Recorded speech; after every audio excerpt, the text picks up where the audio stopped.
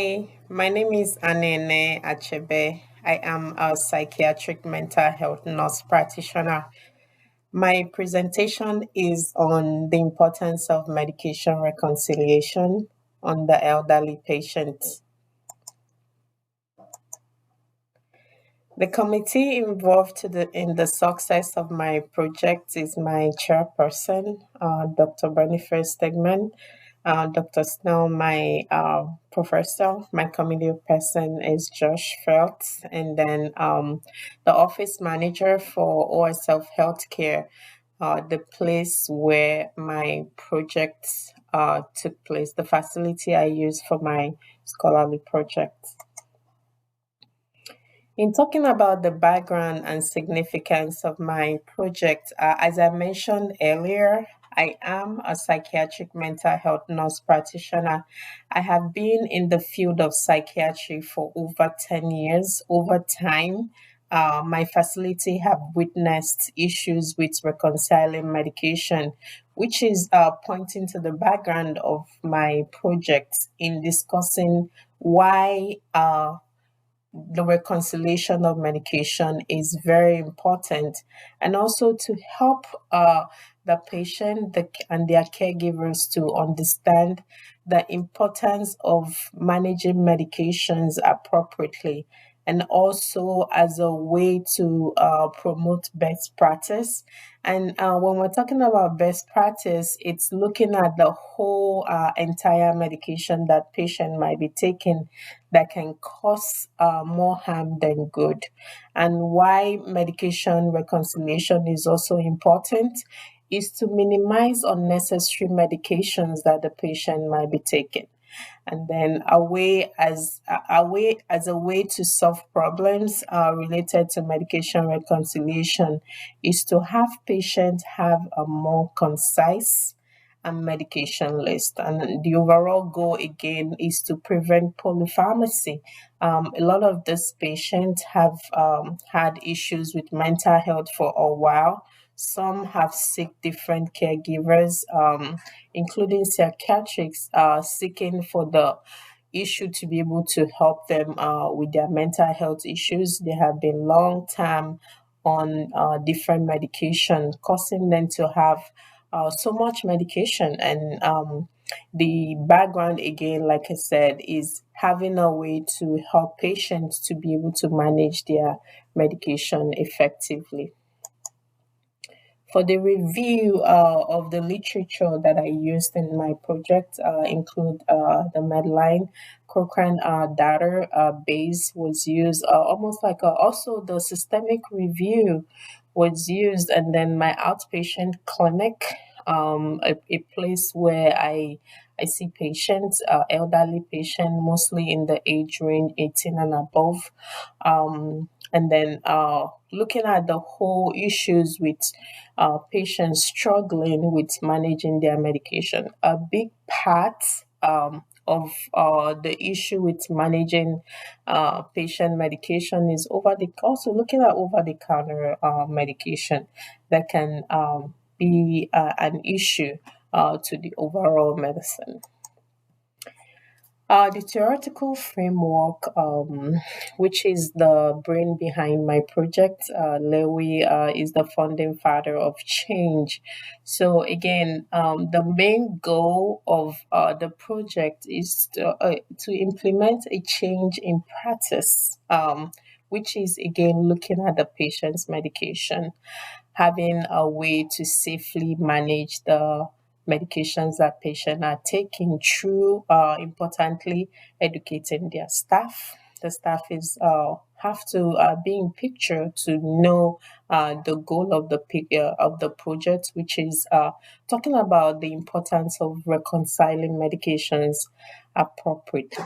Also involving the caregivers. Sometimes the patient I see in the clinic, we have adult patients, some are older patients, some are not very good historian. And in some cases, there is an avenue sometimes to call on the caregivers to be able to help in looking at the list of the medication that patients are taking, because overall the caregiver, they know the patient better than we, the providers in the office or the clinic.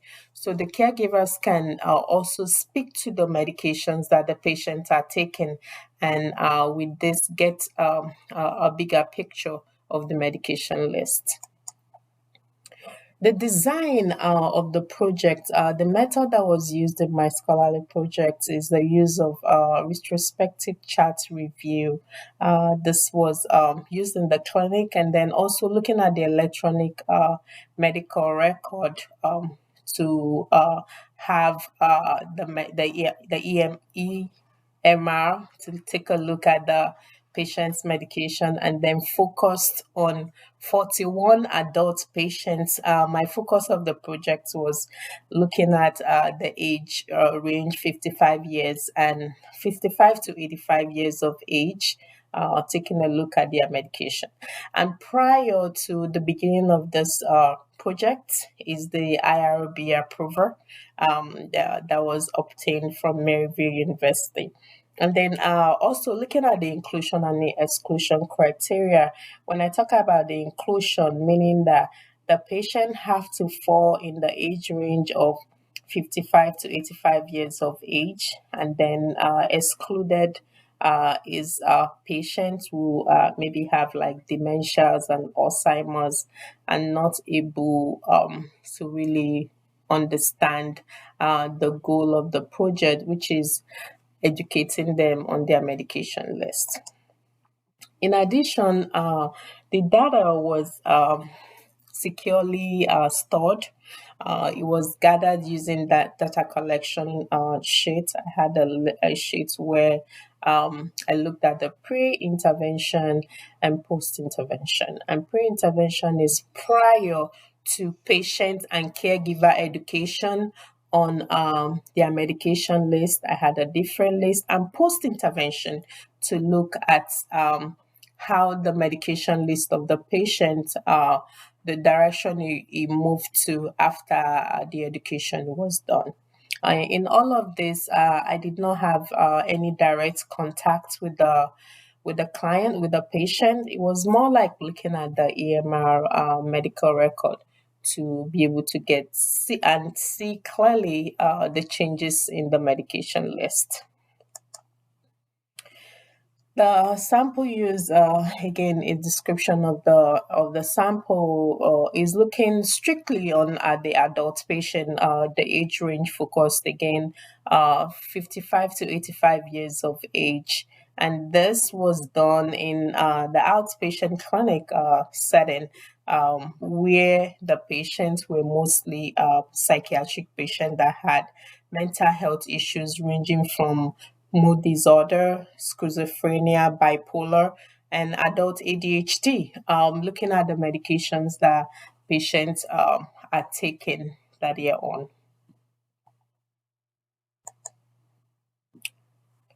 Um, in talking about the data analysis, which interestingly came out to show a big difference, a significant difference in the number. So when I look at prior to medication reconciliation, some patient had um, like over 20 medications by the time the post medication reconciliation after education, and actually looking at what medications that they are currently on.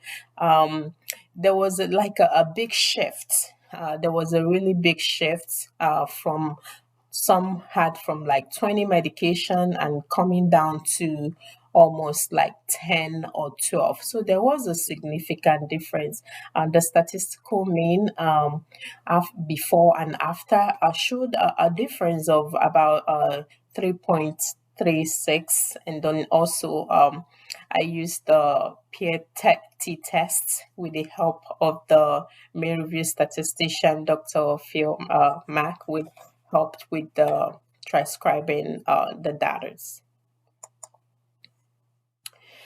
Well, in talking about my results, it was done with a histogram representation. And again, it was the data and the results was in comparison of pre-medication reconciliation and post-medication reconciliation.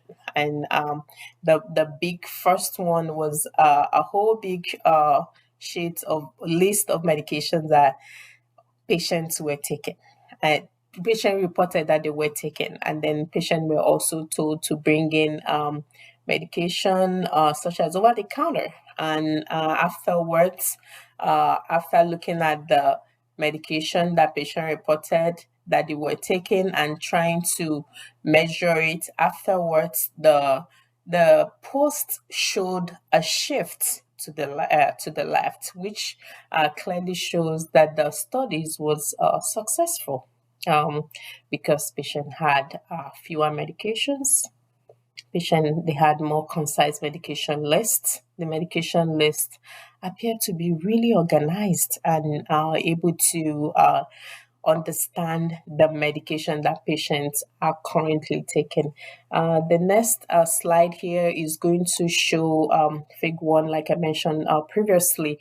You can see that the medication list prior to medication reconciliation, as you can see the histogram representation here, you see a spread. And then when I show you the next slide here, this looks more concise. I will go back again to the Fig 1 so that you can see what I'm trying to explain here. So this Fig 1, you see how distributed this medication list is. See, and then in comparison to the post. So this is medication list before medication reconciliation. After medication reconciliation was done, you see the shift to the left, more organized, more concise medication list of the patient reported.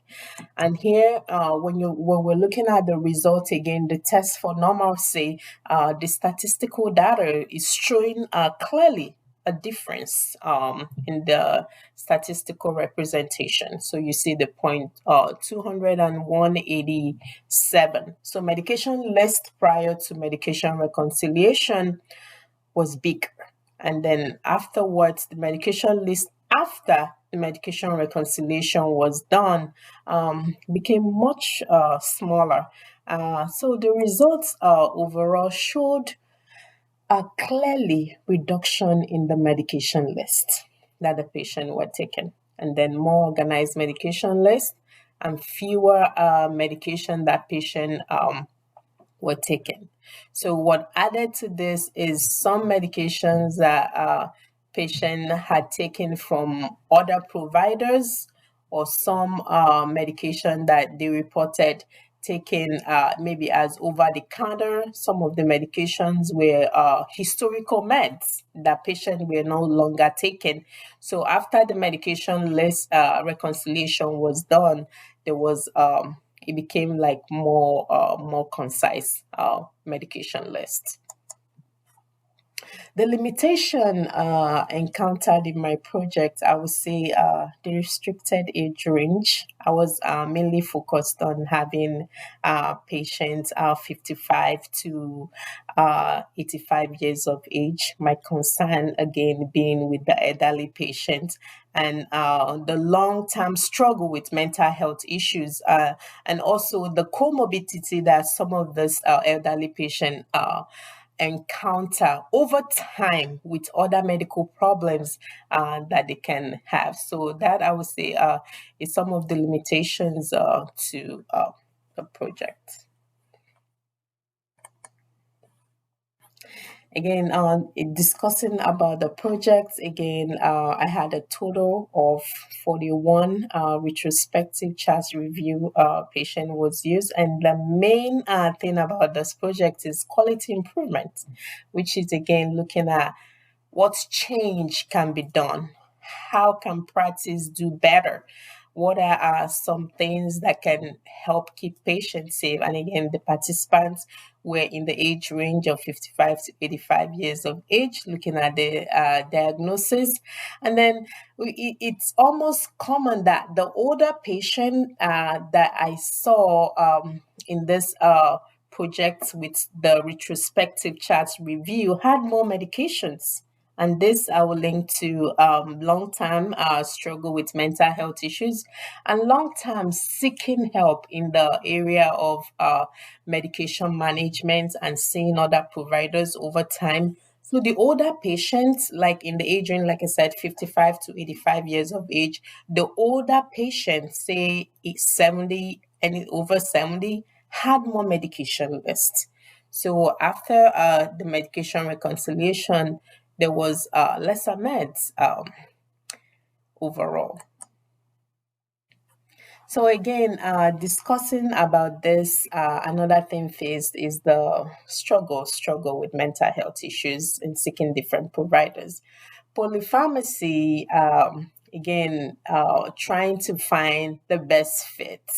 Some medications were started recently, some changes were done, and then seeking different provider made the patient had a huge list, and some medications were really unnecessary in comparison to the issues that patients were having. And then the statistical mean, like I mentioned previously, showed significant difference. So that shared a lot of insight to the fact that review of medication lists is a great way to minimize error, is a good way to have uh, less medication, is a good way to clarify from patients what medications that they are taking, thereby preventing errors, thereby keeping the patient safe so that they can take the right medications.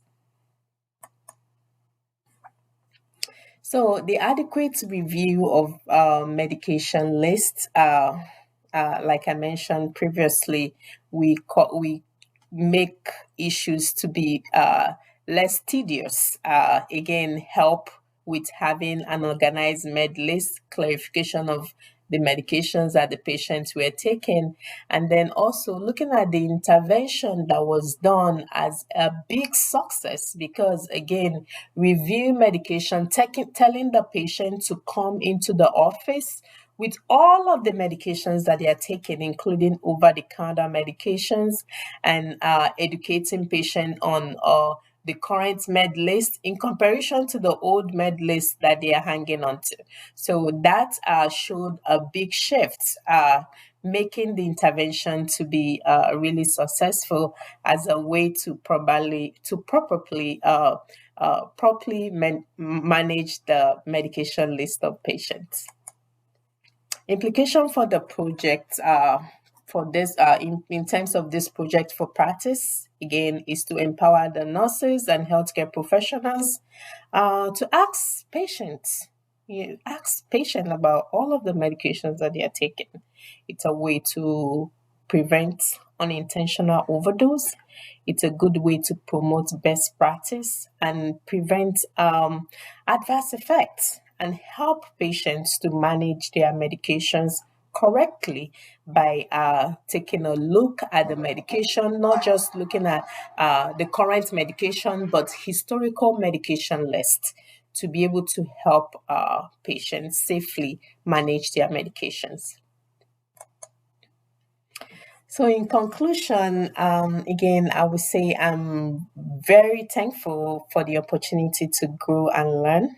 I'm thankful for the opportunity to make a difference in my community, for the well being of my patients. Mental health can be tedious. A lot of our patients are vulnerable. Some patients feel that they are not being listened to because of the mental issues that they are shown. So being able to help my patient, most especially in the area of safe medication management through this project, have been empowering. And the DMP project has been rewarding with vast knowledge from a discussion board to the assignment, to interaction. The feedback on the discussion is quite interesting as a way to learn from my classmates on the different various topics. So it's been a really learning opportunity and a way to grow.